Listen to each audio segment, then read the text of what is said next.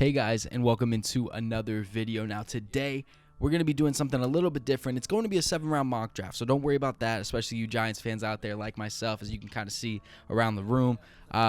We are going to be doing it, but we're going to be doing it a little bit different from my traditional style, and I just want to test it out and see how you guys think. Today we're going to be using the Draft Network. I'm actually wearing a Draft Network t-shirt right now, and we're going to do it live because with the Draft Network Premium that I've got, you're able to get trade offers to you, send trade offers out, move picks and such. I think it's just kind of more of a fun way to do things. But maybe you guys don't like seeing the Draft Network. I know that a lot of people draft on this, and so it can get a little redundant. But let me know if you want the old ways back in the comment section below, or if you want to keep this and make this the new normal. Let me know. And of course, as always, leave a like, subscribe if you are new, comment down below, and use code Sormani, S-O-R-M-A-N-I, when you sign up on Underdog Fantasy, and they'll match your first deposit. But we'll hear more about that later in the video. All right, so here we are at the draft, and we are going to start it up here as the first pick is going to go to the Jaguars. Kayvon Thibodeau, Kyle Hamilton, and it looked like Aiden Hutchinson were off the board. I couldn't see who was the fourth pick. The Jets are trying to move up here. They're trying to offer us pick 10, 35, and 109 for pick 5. Now, normally I would definitely take this deal, but I just don't see this happening. We're going to take that away. And Sauce Gardner was pick 4. That was somebody who I was targeting at pick 5. Definitely makes sense, though. But here at pick 5 for the Giants, I think that there's a bunch of different ways we can go here. You know, securing an edge rusher is one, but we have our pick of an offensive tackle, and that's really where we're going to go here. But we could pick any of them, and another one is going to be guaranteed to get us to our next one. So what I'm going to do here is I'm going to take Evan Neal, the huge offensive lineman, and now we're trying to get traded back, but we're not going to take that, as we're going to hope that, Malik Willis went off the board. So in this draft, we are getting Evan Neal and Ekema Kwanwu. An awesome haul. I think you can pick in either or to be a Giant, and then also probably a defender is most likely going to happen. Maybe Trevor Penning if they double down on offensive line. As we see here, the Jets are trying to move one pick back and secure a 5th rounder next year. Not worth it to us. And they're going to go ahead and select. So let's see here. The Steelers are trying to move up from pick 52 to pick 36, and they're going to give us a 4th and a 7th. Now, is that good enough for us? Yes. Are we going to do it? I don't think so. 36 is such a good pick. Logan Hall was the pick for the Jets. So, yeah, it didn't really hurt us at all. I think that we're definitely solid where we're at. There's a bunch of different things that we can do here, and I'm trying to figure out what the best move is. We got a guy in Wink Martindale who definitely loves his corners, so getting any of these guys would be awesome. Some edge help would be good. But we've seen with Wink Martindale, he's very good at scheming edge rushers open. He's not necessarily going to, need a top-tier edge rusher. And honestly, I'm not in love with any of these guys here at 36. So I think what we're looking at here is we're looking at either Christian Harris out of Alabama, who's a great coverage linebacker. He could do a lot for us in this system. We can go interior offensive line, just do 3 offensive linemen. Or we go ahead and take a corner. And I think that's the best move here. I'm going to go ahead and take Kaiir Elam. Sorry to interrupt the video, but we're going to get right back to it after we talk about the sponsor of the channel, Underdog Fantasy. Underdog Fantasy is the best and easiest way to play fantasy football. There's no waivers, trades, or lineup setting, and most of all, there's no stress. You don't have to manage your team throughout the whole season. Underdog does it for you. You draft a season-long team in seconds, and you take your best score every single week against other opponents for cash prizes. If you sign up now with the code Sormani, that's S-O-R-M-A-N-I, you'll get a free deposit match for up to $100 on your first deposit. They have a slick mobile app and a user-friendly website. You can do it on either one, and you'll have no problem jumping in and drafting for the 2022 NFL season. I'll see you guys there.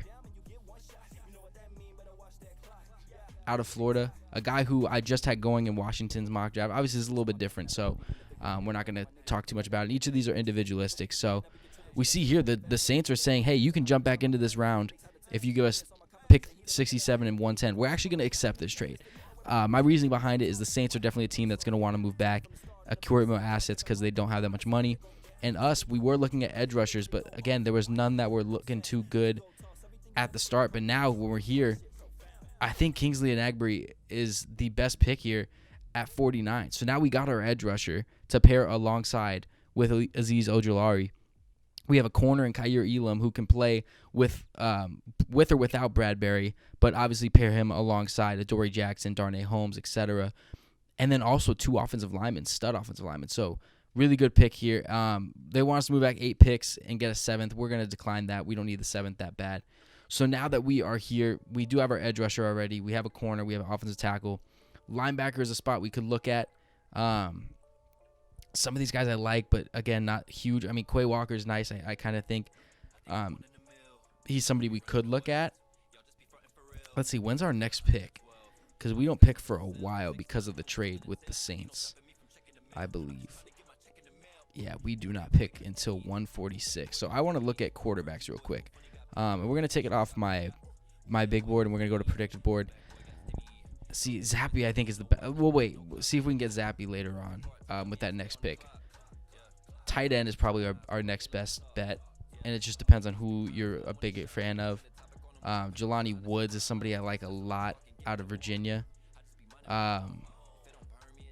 Man, this is kind of tough. I kind of think Jeremy Ruckert's going to be the move here. 6'5", 250. I think we're going to take Ruckert here. Jeremy Ruckert is going to be our pick. Evan Ingram's going to be a free agent. Doesn't look like he's going to get brought back. Just doesn't make sense for the Giants, in my opinion. So now we have probably our starting tight end, an edge rusher who's going to start alongside Ojulari, a corner who's going to rotate in and out, but then we have 2 offensive linemen who are absolutely staples. And when you think of it, how the offensive line in my head is going to go is Andrew Thomas, Shane Lemieux, Billy Price, Ike Mekwonu, and Evan Neal on that right side. I think that would be an awesome, awesome offensive line. Now we're going to be here at pick round 5, and this is where I'm going to look, and he is still on the board. We're going to take Bailey Zappi to back up Daniel Jones. Had a prolific career at Western Kentucky. We need that backup because Daniel Jones usually misses some time, and it's unfortunate, but it's something we want to prepare for, but don't want to have to pay up for. I think that's a good spot for us to be in. A small swap here. So they want us to move up, and then we'll move down in the 6th. I mean, sure, why not? Let's take it with the Bills. So let's go. Let's see. I think receiver is something we can look at. Another running back is something we definitely need to look at, actually. I'm thinking Pierre Strong is our best bet. Let's go receivers. Is there anybody here? Dubes, Ross. I'm going to take Romeo Dubes. I think it's how you say it. Daubs, maybe.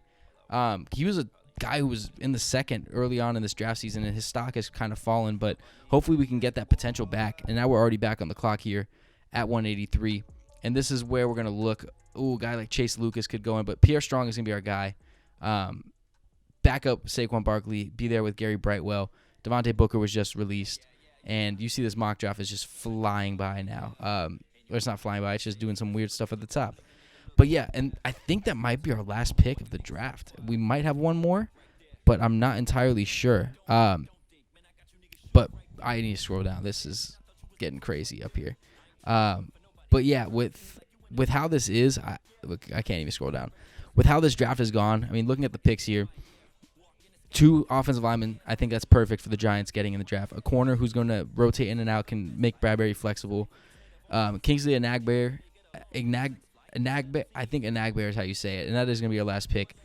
Awesome pick for us. A starting tight end in Jeremy Ruckert. We get him all the way at pick 81. And then guys who are going to add depth in, where we go, in Bailey Zappi to be behind Daniel Jones.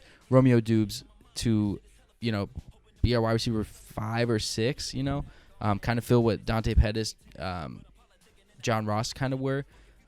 Probably be behind Colin Johnson, but I think he'll make the roster. And then Pierre Strong to be our last pick at 183 there is pretty awesome because Saquon Barkley is on the last year of his deal. Is he going to be brought back? Is he not? Maybe Pierre Strong becomes that missing piece, or he's a good complementary piece, or worst case scenario, he's a special teamer, and we got him at 183, and that's all he's there for. That is going to be it for this video. If you guys did enjoy, please be sure to leave it a like down below. It does help me out. Smash that like button and comment down below.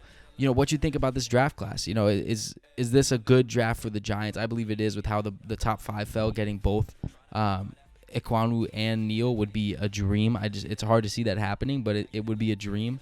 And then on top of that, what are you seeing from your perspective that the Giants need to address, and maybe there's something I address that you wouldn't address in the draft. Let me know all that in the comment section below, and mostly importantly, how do you feel about the Draft Network compared to how I normally do my 7-round mock drafts? If you need a refresher, go check out the Washington video I made yesterday, and you'll see the difference in the mock drafts. But, of course, use code Sormani on Underdog Fantasy, SORMANI. They'll match your first deposit. I know that you guys saw the video and stuff. I'm proud to be sponsored by them. And if you did enjoy this video, of course, leave it that like. But if you didn't, it's okay.